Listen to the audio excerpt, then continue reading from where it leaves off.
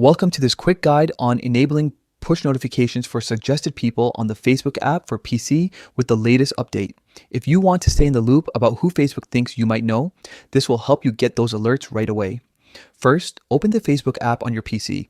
Make sure you're signed in to the account you want to customize. Once you're in, look to the top right corner of the screen and click your profile photo. This opens a small menu with several options. From there, choose Settings and Privacy. In the expanded menu, click Settings. You'll be taken to a broader set of controls for your account. On the left side, find and select Notifications. This is where Facebook gathers all the different alert types you can receive. Now, scroll through the notification categories until you reach People You May Know. This section is where Facebook suggests connections based on your activity and friends of friends. Click into it to view the specific notification controls for this category. Within People You May Know, you'll see an option labeled Push or Push Notifications. Toggle this setting to On.